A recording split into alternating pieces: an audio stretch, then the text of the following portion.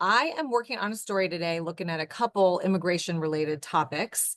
The first one I'll start with, what does it mean for the Trump administration to be able to have a little more freedom to deport people from Venezuela? I know under the parole program, under the previous administration, a lot of people came in, were flown in from Venezuela. I guess first question for you is remind us, when Alejandro Mayorkas a few years ago told us we can vet everybody coming in, was that true? No, was not true. He stood on TV all the time, says that everybody's being released, being vetted. That's just depends what definition of vetting means. I mean, to me, vetting means make sure the guy, make sure we know what his criminal history is, this national security threat matrix is. But we don't have access to foreign nations' criminal history. When they're talking about vetting, they're vetting them against NCIC and III, or the state systems here. So unless they had a prior arrest in the United States, we have no history, so that's not truly vetting if you don't have the criminal history for foreign nations. Most foreign nations, especially Central America and South America, they don't have an NCIC like we got. Second of all, when they screen people to the terror watch system, most terrorists in this world aren't found in any database. Unless they're part of a T3 operation or a terrorist investigation, or they're encountered by DOD on the battlefield and got a retina scan done, we don't know they exist. So the vetting was, you can use the term vetting, but the vetting was so weak, it really wasn't vetting at all. And I think the IG, even the Afghanistanians they flew in, he said they were totally vetted. Even DOD IG came back, says they were not. So the administration, that's one of the many lies they pushed the American people. Yeah, I mean, it's interesting. We have to think about not only the system or lack thereof that they have in countries like Venezuela or Cuba or Haiti. We also have to think about the relationship between the U.S. and these countries. Remind us the relationship with the U.S. It's not like we're on, excellent, amazing terms with, Venezuela's government, right? Exactly. Look, Venezuela is not going to share national security information with us. Either as many countries that, Uzbekistan and some of these other countries that came across. Do you think China's sharing national security information with us on, the tens of thousands that came in? No, of course you're not. Or Turkey or some of these other countries or Syria? No. So that's why the vetting under that last administration was very, very weak. We stepped up vetting tenfold in this administration, but right now we got the most secure border in the history of this nation. We're not dealing with, you know, an average day up to 10,000 illegal aliens crossing the southern border every day. The number last night was 212 total. 212 people were arrested crossing the border. So with a secure border comes a safer nation. So vetting's still important, but we're dealing with a lot less people, so we can really dig down, do deep dive in the vetting, which we have time to do now. Talk about the Venezuelan migrants who have been living here. Why is it that you think it's important to send them back to their home country? Well, a couple of reasons. First of all, we got to remember through the CHNV, the program that Mayorkas and Biden administration created, was just a shell game, right? They want to claim illegal crossings are down. Boy, did we reduce illegal crossings? No, they didn't. They decreased a little bit, but they created two programs. One's called the CHNV, Cuba, Haiti, Nicaragua, Venezuela. We'll bring 30,000 a month from the illegal alien population that will still be at the southern border. But you know what? We'll bring them into our airports. Then we'll take the CBP one app, the same illegal alien population south of the border. We'll bring thousands of them to the port of entry. And we'll call the CBP one and CHNV legal pathways, which they weren't. So it's the same illegal population. They created two buckets saying the legal pathways so they can say, well, the illegal numbers are down. No, the same amount of people are coming. They just came through three different buckets. So it was a shell game. But Venezuela is important. Look, most of that, I won't say most, many of the Venezuelans they flew in, they didn't fly from Venezuela. They came from Ecuador. They came from other countries because the Venezuelan nationals, many of them have already got due process in other countries, a safe third country living there. Many of the Venezuelans haven't been to Venezuela over a decade. So again, another shell game. But look, temporary protected status means temporary protected status. I've been doing this since 1984. And one of the things that irritates me, every administration, is that they keep extending TPS. Temporary means temporary. Once a condition in that country is better than it was when they awarded TPS, then the people need to go home. It's temporary protective status. Temporary means temporary, and that's what President Trump's doing. A lot of the people here, though, they had jobs. This could, if 350,000 people are sent away, that could really affect the economy. What's your response to that? The law is the law. I mean, if you're in the country legally, your TPSs weren't ran out, you need to go home. We're a nation of laws, and there's legal ways of bringing employees in this country. There's the H-2A program, H-2B. I can sit there and name 20 different programs where you can bring someone in to do that job legally. Coming through the port of entry. What does that mean? It means they're not selling their everything they own and give it to the criminal cartels. To die in the river or die in the desert, be sexually assaulted members of the cartels. They come to the port of entry doing the legal way.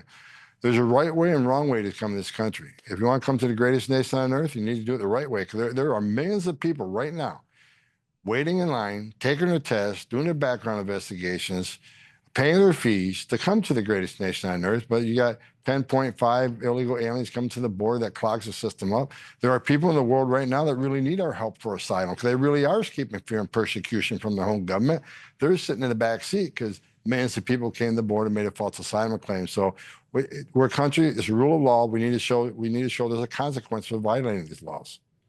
Let's talk about Tren de Aragua. Obviously, like, you knew probably a little bit about this gang before you officially took your new role as White House border czar. Anything that has surprised you about Tren de Aragua and sort of their like system that they set up in the United States? No, they're very well. They're really very well coordinated. They're all over the country, and these groups are coordinated. They're like a Fortune 500 company. They got a business concept of how to come to this country and try to unsettle this country through, whether it's, forced sex trafficking, armed robberies, murder for hire. I mean, we just indicted 27 members of TDA in New York with the assistance of NYPD. It was a RICO investigation and involved sex trafficking of women and children, drug trafficking, murder for hire, armed robberies, and various other crimes. And it shows how sophisticated they really are. When you think of a gang, most Americans think of, back in the day, the Crips, the Blood, local street gangs. These gangs are very sophisticated, like a Fortune 500 company. They have a huge footprint in the world. And thank God President Trump came into power and we're taking them out. They're on the run right now, and they're hiding. You don't see them out there assaulting cops anymore. You don't see them out there on their mopeds ripping off people. They're on the run. They should be on the run. I'm not going to be satisfied till every member of TDA is eradicated from this country, along with MS-13 and other violent gangs. Excellent. Just a few more questions. I want to talk about the prosecution or the filing of criminal charges against Congresswoman McIver from New Jersey. She was outside of an ICE detention facility. She says she was exercising oversight. What is the position? What is your position on, people, Congress going? She wasn't outside of the facility. She forced her way into the facility. She trespassed facility. She put hands on ICE employee. And like I said, from day one, since the inauguration, don't cross the line. You can not support us. You can push back on us. You can protest, do what you want, but you can't cross the line. And I said from day one, you cross the line, I'm going to seek prosecution. I mean, there's a right way and a wrong way to tour a facility. You had to have oversight, but the way oversight works, they schedule the tour, they go through a tour. Even an unannounced oversight review, you show up, you request permission, go and see the facility. As long as the prisoners are in a safe place so that you're not in danger coming to the facility, they'll make those arrangements. However, they push their way through the barrier. They put hands on an officer. It's unacceptable. So, she's being prosecuted, and the same people who said for 4 years, no one's above the law. President Trump's not above the law. Well, either are they. And so I wasn't bluffing when I said, you cross the line, we'll seek prosecution. Putting hands on ICE. And what really irritates me the most, the same week we're in Washington, D.C. for National Police Week. I went to the Border Patrol Memorial. I went to the ICE Memorial. I went to the Blue Mass. A week we're supposed to honor the men and women carrying that badge and making ultimate sacrifice. She puts hands on an officer.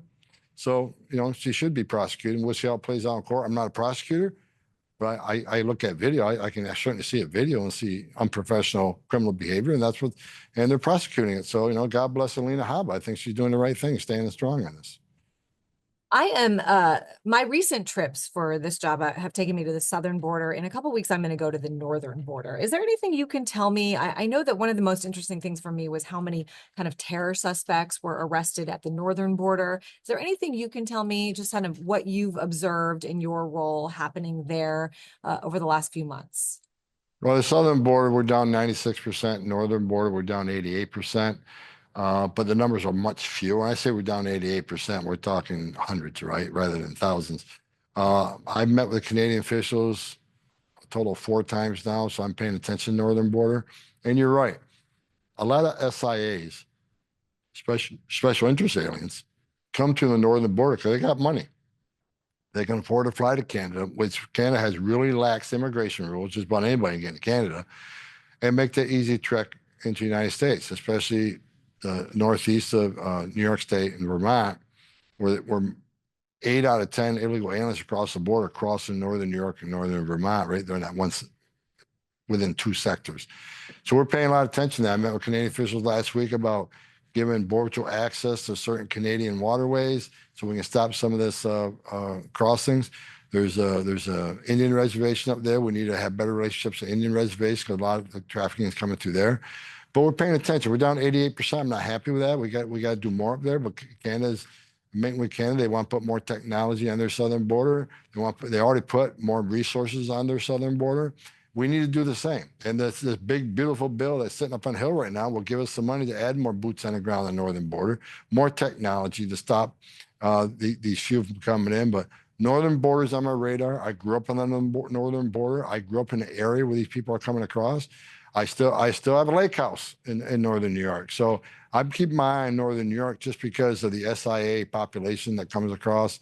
Even though the numbers are small, it's a national security vulnerability that we need to close.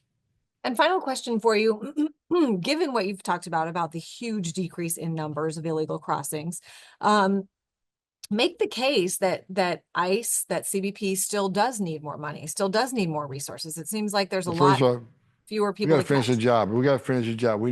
This can be the first administration in the history of the nation to have total operational control of our southern border. What a meaningful thing for national security. No one's getting in this country without being apprehended and talked to. We need to know everybody coming to this country, everything coming to this country, where it's coming in, why it's coming in. So we can do that and finish the job we started on the border. As far as interior enforcement operations, right now, as you and I see, we got over 600,000 illegal aliens with criminal convictions, public safety threats walking the street in this country. It is an emergency situation. We got hundreds upon hundreds of national security threats walking the street, many of them released by the last administration in this country, even though they're on the no-fly list and terror watch list.